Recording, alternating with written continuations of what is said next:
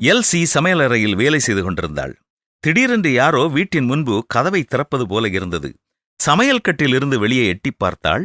அது வேறு யாரும் அல்ல, 3 மாதங்களுக்கு முன்னர்தான் திருமணமாகி கணவனோடு சென்ற அவளுடைய கடைசி மகள் ஜூலி.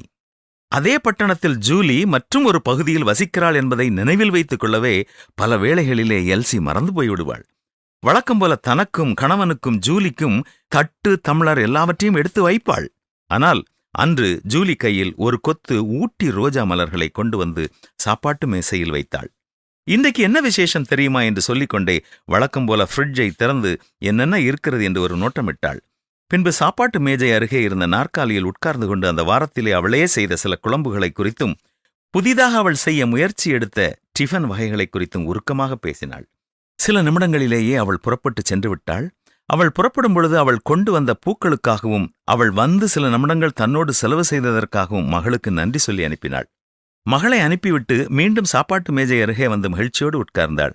மகள் கொண்டு வந்த பூக்களை பார்த்து கொண்டிருந்த போதுதான் பல 100 மைல்களுக்கு அப்பால் வசித்து வரும் தன்னுடைய தாயை நினைத்தாள்.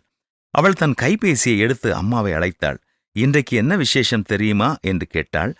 தாயும் அவளோடு என்னம்மா சொல்லு சொல்லு என்று கேட்டார்கள். தன்னுடைய மகளைப் போல தாயிடம் கூறுவதற்காக பல புதிய காரியங்கள் இல்லாவிட்டாலும் தான் சமைத்த காரியங்களை குறித்தும் திடீரென்று வீட்டிற்கு வந்த மகளை குறித்தும் உற்சாகமாக தாயினிடத்தில் கூறினாள்.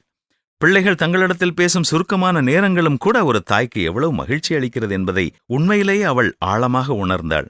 தொலைபேசியின் தொடர்பை துண்டிக்கும் முன்பதாக எல்சியினுடைய தாய், எம்மா, நீ என்னை அழைத்து பேசியது எனக்கு எவ்வளவு ஆனந்தமாக இருக்கிறது தெரியுமா? இந்த வாரம் முழுவதும் நான் இதை குறித்தே சிந்தித்துக் கொண்டிருப்பேன் என்று மகிழ்ச்சியோடு கூறி முடித்தாள்.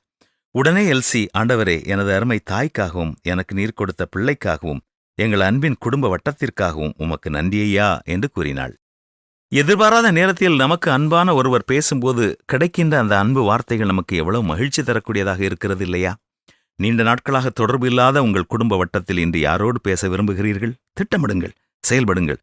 அது அவர்கள் வாழ்க்கையிலே இந்த வாரம் முழுவதும் மகிழ்ச்சியோடு வாழச் செய்யும் ஒரு நிகழ்வாக இருக்கலாம். இப்பொழுது விசுவாசம், நம்பிக்கை, அன்பு, இந்த 3ம் நிலைத்திருக்கிறது. இவைகளில் அன்பே பெரியது. அன்பு செலுத்துவோமா?